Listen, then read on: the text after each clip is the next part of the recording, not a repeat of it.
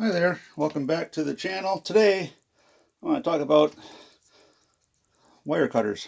So all kinds of wire cutters, diagonal cutters, you got cable cutters, you got big cable cutters. These things are great.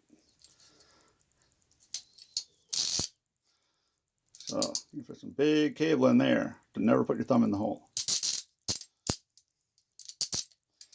So let's get a quick wrap up on cable cutters. Now I've seen people do comparisons between Snap-on and other brands, Klein's, electrician, mechanic background for me. So Snap-on for the car, Craftsman for work. So what cuts what? Well, as far as strippers, they are designed to cut. That's what they do. So these are strands of copper. These are 12. So it cuts nice. It's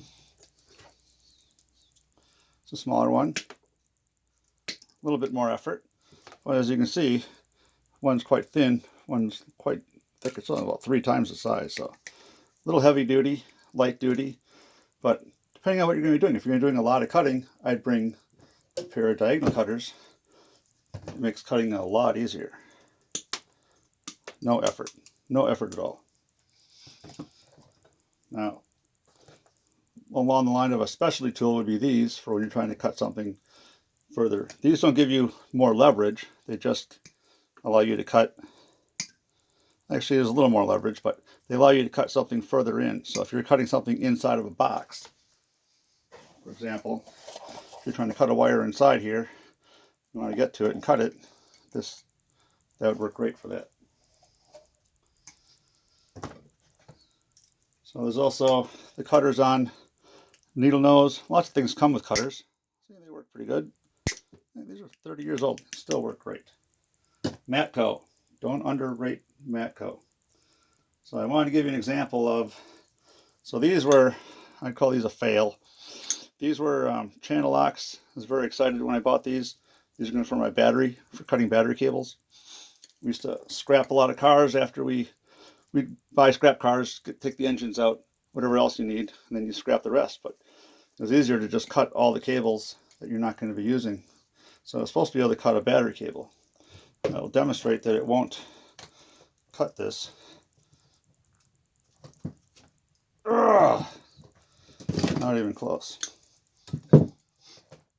So I'll show you with a Snap-on. Asking a lot for something like this.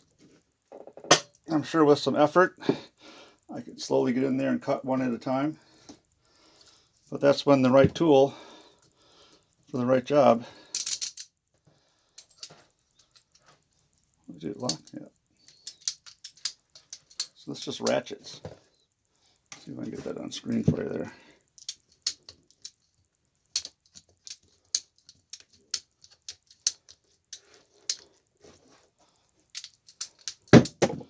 And just like that, very nice cut, and very easy, very fast. And these, they range between $20 and $500, depending on what brand you buy. I've used the Greenlees. They were $440 at the time of purchase about 3 years ago. And these I bought online for $40. A guy at work wanted me to pick up a pair for him online, and I told him how much the Greenlees were. He said, "Oh my goodness." So I said, "I'll tell you what, we'll split up, we'll go in on a pair of these and see how they work." And they work great. So I think they may need to have their cutter blade. The difference is really in the quality. So these might not be hardened carbide steel that's never going to go dull, like on some of the higher end materials, like a lot of these Kleins and stuff. This stuff, some of these tools I have are quite old. Some were passed down from my father, so I have an old set of Snap-on tools that still work great. And the material they used was just higher quality than a lot of the stuff you get when you order stuff online. But these have worked out pretty well so far. It takes a little more effort. Having used the Greenlees, I can see how if you have to cut a lot of these large wires, you're going to be ratcheting your hand all day. You know, there's an easier way. If you can save yourself 100 ratchets a day, that's a lot. Now they also make these in electric versions, which are very nice, without saying. But you don't always know what you're going to need when you get to a job site. So you can't prepare for bring everything unless you have a van full of tools, then you're going to spend half the day looking for them. So anyways, just wanted to go over a couple of these. So small dikes, these are great. These, I carry these in one of my emergency pouches for electrical jobs. So hope that covers a couple of these for you. So we got the Kleins. These have the angle, as you can see, the, I call that 15, maybe 22 degrees. And then these are the straights. You see the difference there? This is the Klein, this is the snap-on.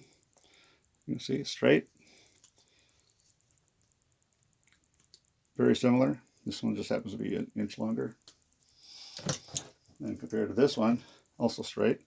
This one's quite a few inches longer, so that's 11 inches. Really nice, really comes in handy quite often.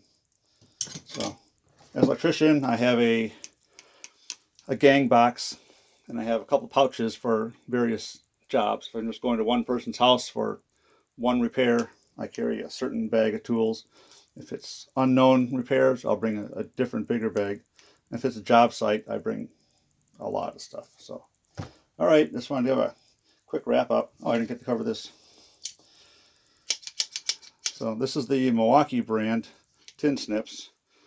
I have probably 12 sets of tin snips, all different brands. One day I was on a job and the pair I had was just not doing what I needed to do, and so I borrowed one of the coworkers. He had the new Milwaukee, which was just like this one, and very impressed. Really nice action. It was cutting sheet metal. It was really, really nice. So I went out and bought one, and I replaced the ones that I was carrying with this one. So I usually try to stay with Milwaukee and Klein for my electrical work. They seem to have a good, high quality tool. The construction's very good. Made in USA. So, you know, if you want to stay with the USA made stuff, you're going to pay a lot more. Don't get me wrong. They're not cheap, but they will last you a lifetime if you take care of them. So that's one of the really nice things about these. So thank you very much, and I look forward to you in our next video. Please don't forget to like and subscribe.